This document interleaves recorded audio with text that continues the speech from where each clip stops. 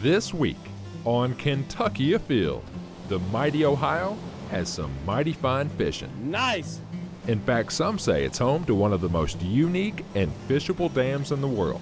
We're catching big hybrids and lots of them. They are a blast to catch. Next. Go, Katie, you got one. There you go. Sometimes we fish for more than just food and fun. Charities, for example, like the Juvenile Diabetes Research Foundation. Then, That thing is burning your drag. Let me stop for 1 second. it's Father's Day weekend. Get out and make it memorable. It's all next on Kentucky Afield. Such a pretty fish. Beautiful. This pond is plumb loaded with frogs. They're everywhere in here.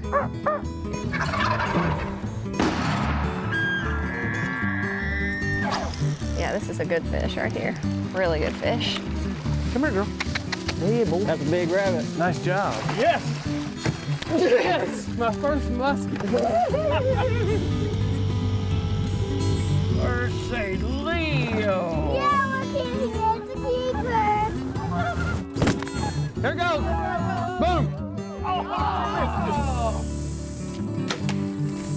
Wow, that happened fast.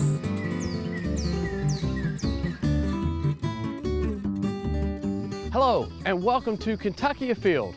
I'm your host, Chad Miles. Join us as we journey the Commonwealth in search of outdoor adventure. One of the hardest fighting fish here in the state of Kentucky is the hybrid striped bass, and catching them in moving water just adds to the excitement.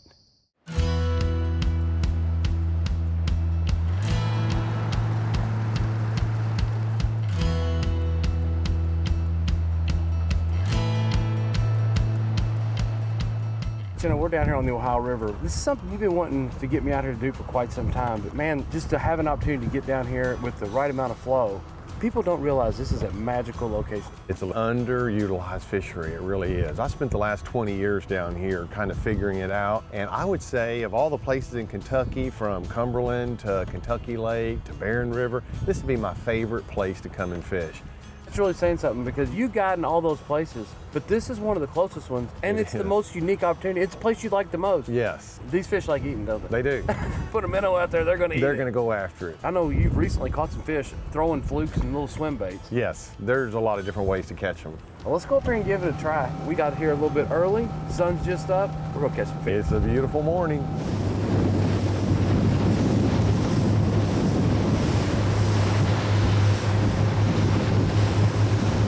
You got a brand new 4-stroke engine on here. If you're in a boat that you're not 100% confident in that motor, you don't do that. You can't come through there. There's no don't way do to get that. up here. It's interesting. These falls right here is the reason that the city of Louisville is located right where it's at. Cargo would come down and they would hire local people to move their gear, be a horse or whatever, around the falls and put it back on the lower part of the river. And those people staying, they needed help, they needed lodging, they needed food. And this is the reason we have the city of Louisville is these falls right here. It didn't become known as the Falls until around 1750. People started calling it the Falls of the Ohio. It was a series of rapids. The river falls 26 feet in 2.5 miles. Wow. It's the only natural obstruction on the whole length of 981 miles of the Ohio River. As long as they don't get in that current, you're probably fine. You know, I was throwing a spoon up on that shelf and letting it act, uh-oh. What happened? They just changed the water. They're shutting it off, aren't they? Oh my gosh. They just changed it. Wow. What are the chances? Maybe we can go over there where that other water's coming out.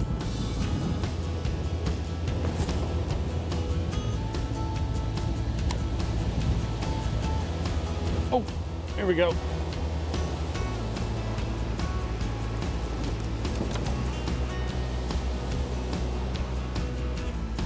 There we go. Nice. Man, those things fight so incredibly well. That thing came up and short struck me right at the boat. This is not a real big one, but man, do they fight well. And I will catch these all day long on 12-pound tests. And this current, it's really about all your rod wants. Man, how much fun was that? There's nothing like it.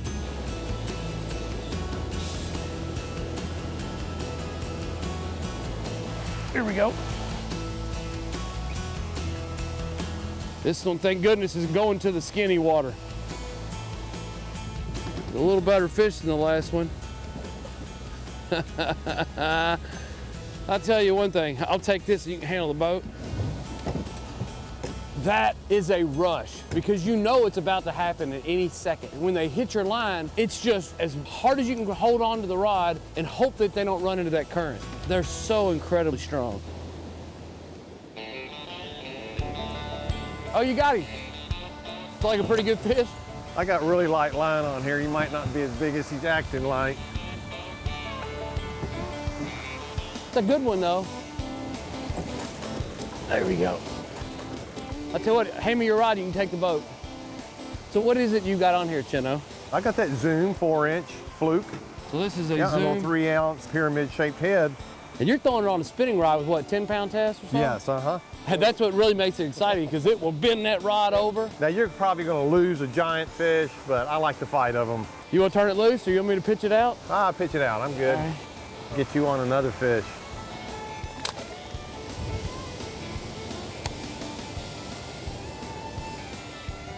Here we go. This one may not be quite as big or he's just coming to us. Now you can't muscle them too much because they will absolutely break a line. Now, you know, the interesting thing about these is these fish will run up here to this dam like they're making a spawn run, but these fish are a hybrid species. That's why we call them hybrid bass. Hybrid species cannot reproduce, can they? For the most part, they're not supposed to be able to do that. So these have been stocked in either by Kentucky, Indiana, or Ohio fisheries, and I'm so thankful that they do it because they are a blast to catch. And they are good to eat. Let's get this one in the water and try to hook up again. We're really lucky that we caught those 4 so quickly after they turned these gates off. Man, they have almost shut it completely off. We may go over to the big slough, fish it a little bit. I think that'd be a next option here. That's why you come with the guide. You know the option B and then C and then D. There's always a place to go to maximize your chances. And D is what you're afraid of. That's down there at the lower dam. We can fish the side of that, but I don't know you'd stay in the boat. Chino's got an idea and a plan here, and it's actually going to take getting out of the boat. So you can see up here, you can see water coming through, but unfortunately we can't get the boat over to that spot. And there's this hole of water over there that's going to hold some fish, but it's going to require us to beach the boat, grab a rod or reel or two and some tackle and walk the edge down to get to that pool of water. That's what we're going to attempt to do. You know, when they cut the dam off on you, you have to find that water that's holding the fish and it's moving water. You know, Chino, when you're in a boat and you see somebody on the bank fishing, you always want to be on the bank. And when you're on the bank fishing, you see somebody fishing out of the boat, you always want to be in the boat. Isn't that the truth? So today, we fished when the fishing was good, we was in the boat. Now, we're going to go give this a shot. I'm still calling foul on the Corps of Engineers.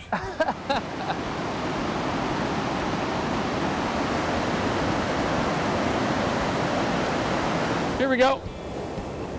You got one? Yeah. Strip and drag. Pretty good one. I can't pick up the line. If there's any way we can get you walk on over there. He's going upstream right now. And you jump across that, there you go.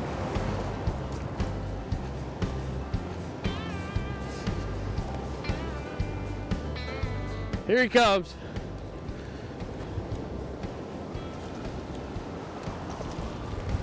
Now it doesn't get much more exciting than that right there. I don't have a tape measure, but that one's really close to what's considered trophy length. Yeah, that's a trophy hybrid. You can't beat On your that. first long, decent cast from the right position. I wasn't too sure we were going to get that thing to the bank. That's a great job, my friend. Awesome. Well, let's get him back in here and get him loose. I want to see you hook another one up, man.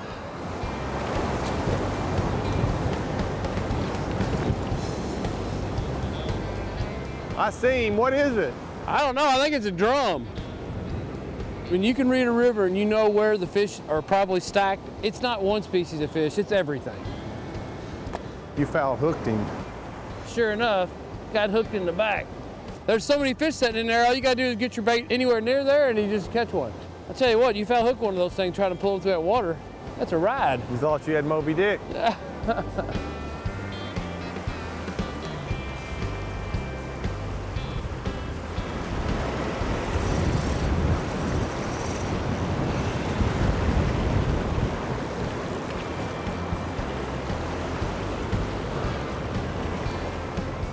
Chino, is that a fish? I thought you was hung. First cast. Look at that. This is awesome. Think they're not hungry today? You know what? When the river conditions are not perfect, you just go to the next most perfect spot on the river and try to catch them. They give you lemons, you make lemonade. Your turn. Fish on! Woohoo! If you've ever caught a white bass, you know exactly how strong they can fight. Well, a hybrid is even stronger and bigger. They're not going to go down in skinny water. They have nowhere to go, so they're going to stay up high and they're just going to run.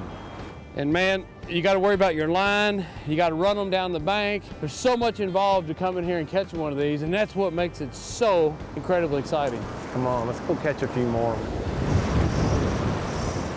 Fish on? Yep. I'm gonna make my way over there and get your net.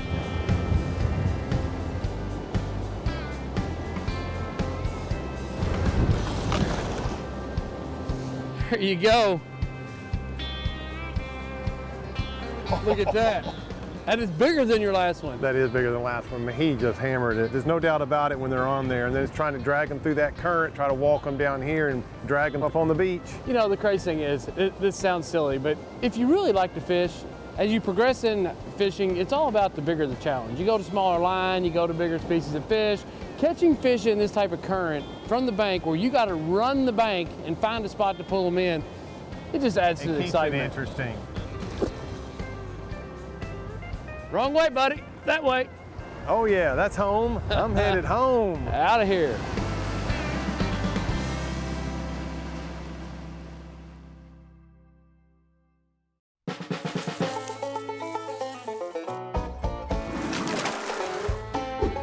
This week we're here to talk about the difference between flipping and pitching. And a lot of people use these terms synonymously, but there actually is a difference. So when you're throwing a bait caster and you're throwing something like a jig or a soft plastic creature bait, and you want to make an approach to shallow water very accurately, people refer to flipping and pitching. So a pitch, an easy way to remember the difference is a pitch, the lure many times starts in your hand, and you actually load the end of the rod and you'll underhand roll cast, underhand roll the bait out there to your intended target. The difference between that and a flip, you pull the line from the spool and you get your distance and you just flip it out there and you feed it the line. This is a flip. If you're pulling the line from the reel and holding the line in your hand, you're flipping. If you're holding the lure in your hand and you're loading the tip, this is pitching. That's the difference between flipping and pitching. Both techniques can be extremely effective. A pitch can be thrown a little further distance. So typically people do more pitching than flipping. You're telling someone, hey, I'm catching fish in shallow water, around structure, throwing a jig or some form of soft plastic, but this is a pitch, this is a flip. Katie Robinson is a young lady who has a passion for life and a love for the outdoors. And nothing's gonna hold her back from that, not even juvenile diabetes.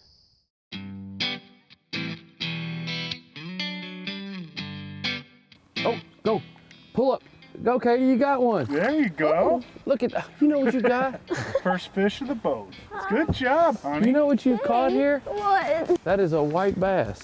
And this is a really good time of year to catch white bass too, here on this lake. They are a species that spawn really cold weather. But normally you catch them in the river. You caught one out in the main lake. Nice job. Hey, first fish of the day. Way to get it started. I didn't even have my rod in the water all the way to the bottom of it. I have. Oh, go. Get that over the boat. That's a crappie. Good job, Campbell. Yeah, Campbell. Nice job, Campbell. It's really light. Yeah, you know why there's so... Suntan. You need the suntan. It's cold and there's not much light getting through the water. That's why it's really light. That is really close to being a keeper. You know how long they got to be here? 15. 10 inches long. Let's see here. Oh, I think it is. He's a little bit short. But hey, that's pretty good. You got it's a crappie. Yeah, Campbell. Nice job, Campbell. Uh-oh, here we go. Dads are almost on the board. Yeah. There you go. Oh my gosh. Finally, a fish on a jig. Daddy got one. I'll tell you one thing, they are plenty healthy, that's for sure. So Katie, you've been good friends with Campbell for a long time. You guys play sports together, and I coach a couple of your teams. Yeah. Volleyball and basketball. You've got something that a lot of kids deal with, juvenile diabetes. I guess you've never known life without it, have you? Yeah. You've had it forever. Tell me what it's like, what you have to go through to beat diabetes every day. Well, I gotta test my blood sugar a lot. How you do that? Have to get a finger prick. And every time I eat, I have to put insulin in. You're always counting sugars and carbs too, aren't you? Yeah. I notice every time you grab a package, you're reading the back. Yeah. 15 carbs. Okay. But there are a couple things that are tough for you. Yeah. I don't get to eat like a lot of desserts. Can't really go to sleepovers. I know all of Campbell's friends this past summer got to go to Camp Wallace, and that's unfortunately, you didn't get to go, did you? Yeah. What happens when your numbers get a little high or low? How do you feel? When they get low, I kind of feel shaky. I know when they get low, sometimes do you deal with some confusion as well? Yeah, sometimes. Yeah. I know there's been one or two times in a basketball game that you came to the huddle, I had to call your mom over and have her check your numbers because I could tell by looking at you that you just weren't your normal Katie self. Yeah. But hey, they're gonna have a crappie tournament out here. And hopefully they're going to do it multiple years in a row. And the idea is that they get a bunch of people who love to fish together for a really good cause, and that is to hopefully raise a lot of money and donate that to JDRF, and that's Juvenile Diabetes Research Foundation. So hopefully they raise a bunch of money. Who knows? Maybe we'll find a cure for juvenile diabetes one of these days.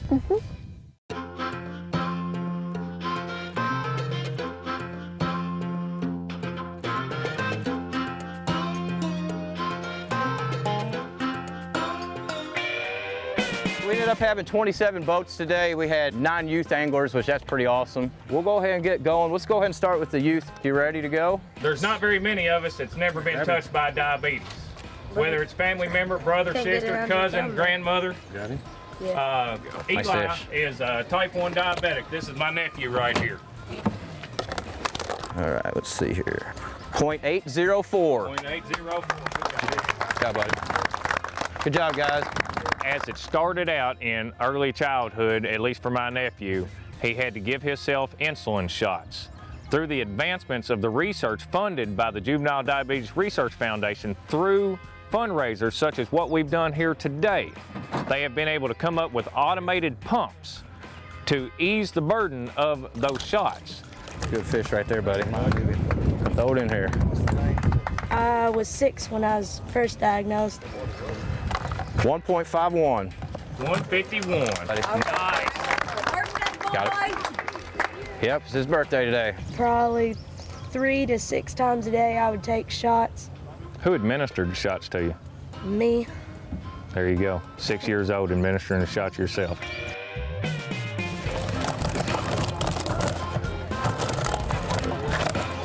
$5.357. 5.357. Good job, guys. Thank you. Good job, fellas.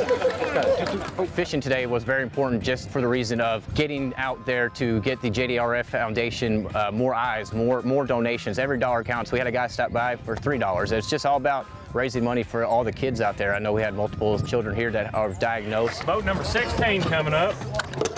It's all for the kids. So you don't have to, you can hand them out. Copy.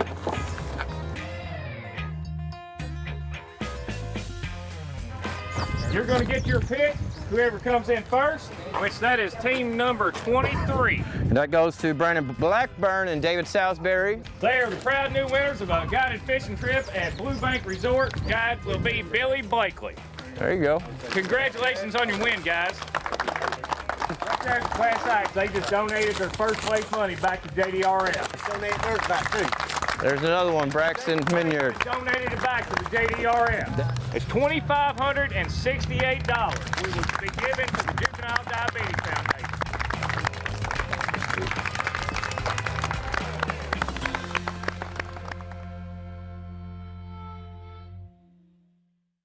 It's Father's Day weekend. You know what that means? It's time to take the kids bluegill fishing.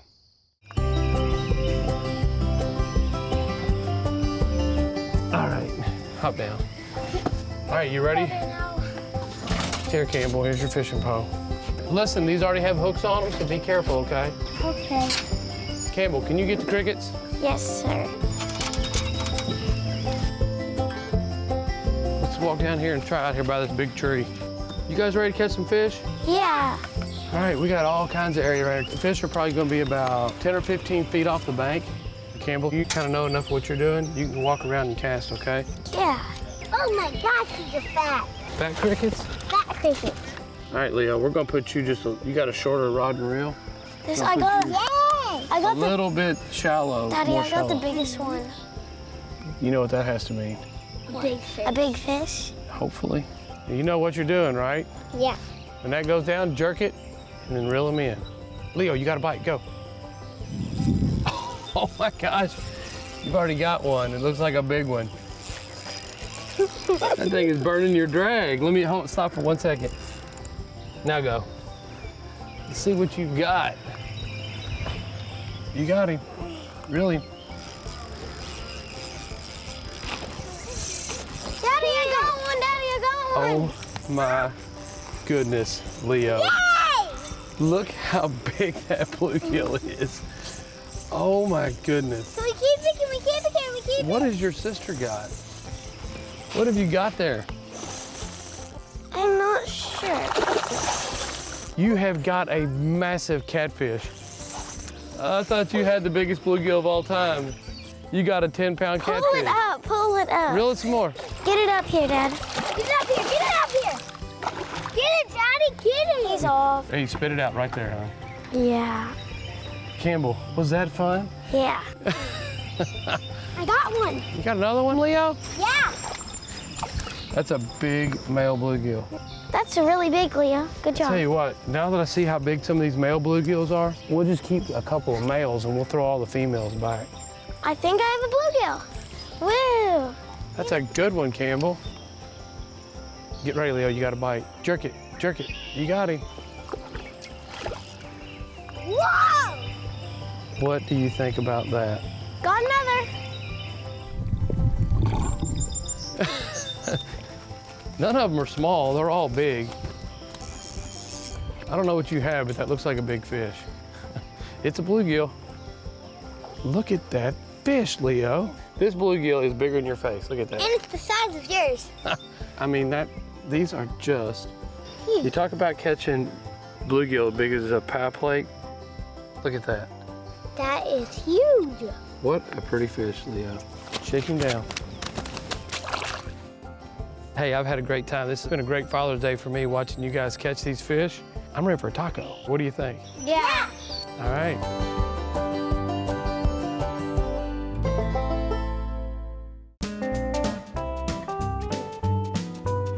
Now let's check in and see who else has been out having fun in this week's Ones That Didn't Get Away. Here we have a nice gobbler that was taken by Larry Evans. Took this Tom in Hardin County, Kentucky on Derby Day, one of the last days of the season. Congratulations. Check out this hybrid bass that was caught in Gist Creek Lake by Paul Richardson. This is a really nice fish that weighed over 10.5 pounds. Congratulations. Samantha Elbahar caught this nice catfish while fishing at a Finns Lake on her birthday. Happy birthday and congratulations. Here we have Tom Chesser with a nice springtime largemouth bass caught at Nolin Lake. Congratulations.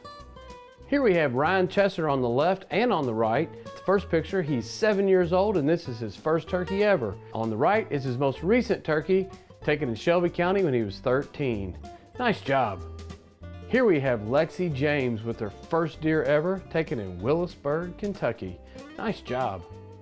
Check out this white bass caught by Brody Pierce at Nolin Lake. He was fishing with his papaw, Tom Chesser.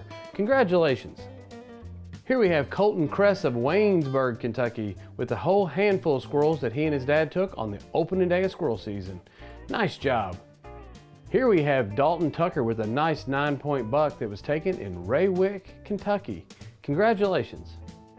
Here we have a beautiful muskie picture from Cave Run Lake. This fish was caught and released by Derek Chapman. Nice job. Check out the smile on Cooper Bradley of Campton, Kentucky. He is holding his first squirrel ever that he took while hunting with his dad. Nice job. Here at Kentucky Afield, we want to wish all the fathers out there a very happy Father's Day. And remember, hunting and fishing on private property is a privilege. Always ask permission and thank the landowner. Until next week, I'm your host, Chad Miles, and I hope to see you in the woods or on the water.